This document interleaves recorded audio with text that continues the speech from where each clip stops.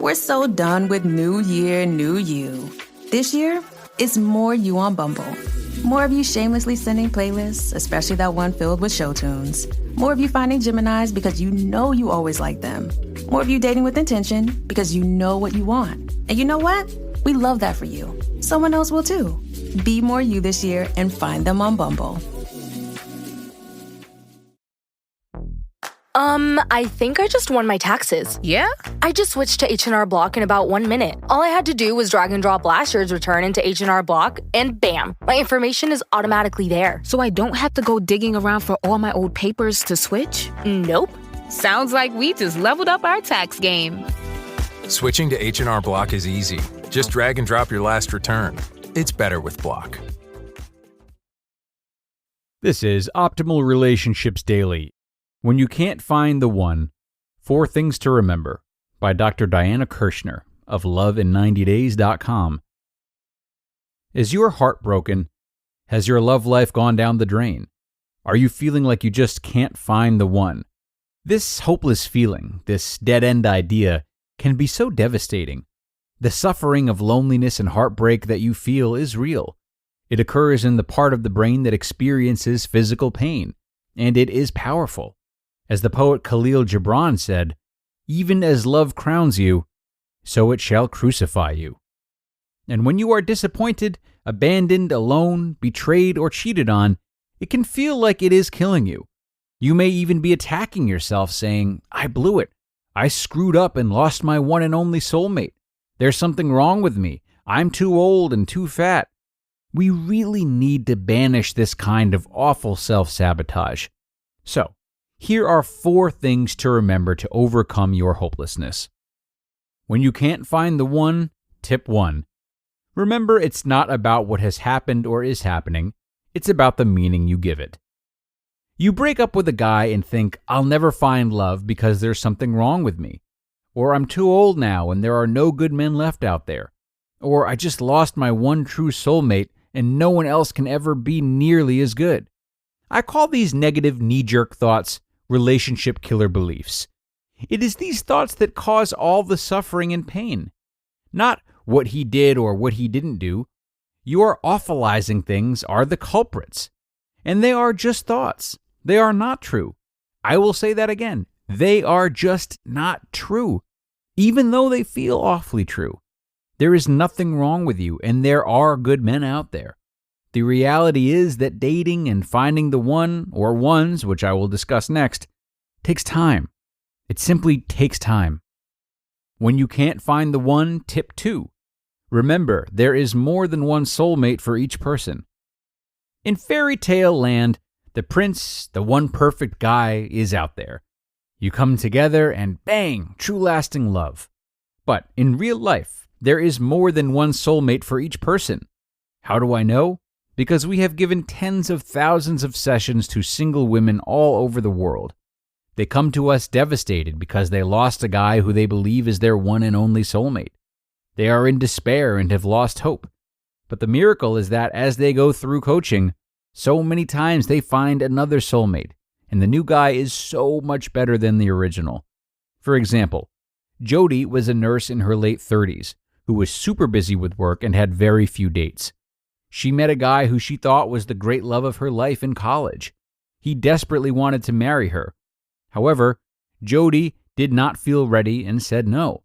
They broke up, and he rebounded with another girl.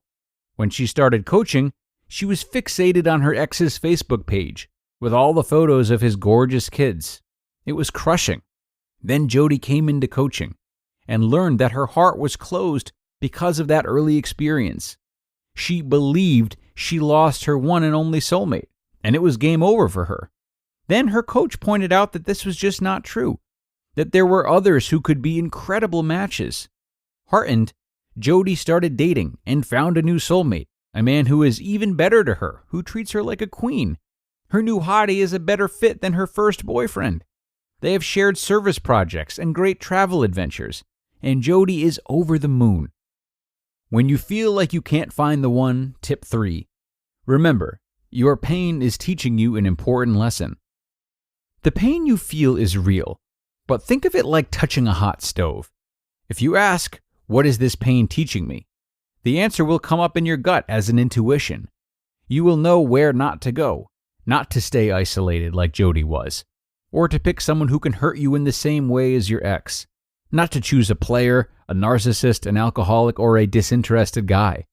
Your pain is teaching you something, and your pain is a badge of honor. You are still wondering about love. You haven't gone comfortably numb.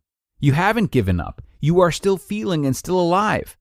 If you become numb like so many people, you would be putting your heart in a cold, hard coffin, never to get out of there and feel again, never to experience love again. But your pain means that you are not doing that. It's a badge of honor. When you feel like you can't find the one, tip 4. Remember, your pain means your heart is still alive. Your sadness, your wondering about love is a badge of honor. It means you haven't gone dead inside, gone numb, given up, like so many people do. You are still feeling and still alive in your heart. If you become numb like all the closed down women, you would be putting your heart in a cold, hard coffin, never to get out there and feel again, never to experience love again. But your pain means that you are not doing that. You are still in the game, no matter what you have suffered and gone through. Please remember, it is a badge of honor. Remember these 4 things when you feel like you can't find the one, and you will be much happier and moving forward to a great soulmate match that much faster. You just listened to the post titled, When You Can't Find the One, 4 Things to Remember, by Dr. Diana Kirschner of lovein90days.com. Imagine what's possible when learning doesn't get in the way of life. At Capella University, our game-changing FlexPath learning format lets you set your own deadlines so you can learn at a time and pace that works for you. It's an education you can tailor to your schedule. That means you don't have to put your life on hold to pursue your professional goals. Instead, enjoy learning your way and earn your degree without missing a beat. A different future is closer than you think with Capella University. Learn more at capella.edu. This episode is brought to you by Amazon. Sometimes the most painful part of getting sick is the getting better part. Waiting on hold for an appointment, sitting in crowded waiting rooms, standing in line at the pharmacy, that's painful. Amazon One Medical and Amazon Pharmacy remove those painful parts of getting better with things like 24/7 virtual visits and prescriptions delivered to your door. Thanks to Amazon Pharmacy and Amazon One Medical, healthcare just got less painful. And a really great post from Dr. Diana. Great because I just think it does such a good job of putting these things into perspective and being objective, reminding us of the important points like at the end there.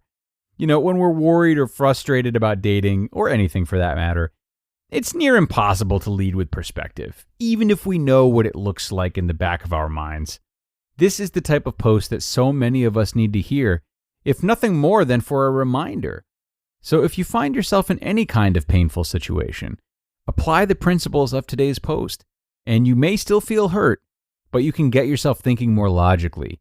Is there more opportunity? Of course there is. Have countless others overcome this before? Of course they have. Are you learning from this experience? Of course you are, or at least can be, should you open your mind to the lessons it's offering. And there are lessons to be found in all pain, that I believe. So with that, I'm going to let you guys go. Thanks so much for coming today, as always, and supporting our work as well as Dr. Diana's work. We always like what she has to say. And I will see you back here tomorrow for another insightful episode where your optimal life awaits.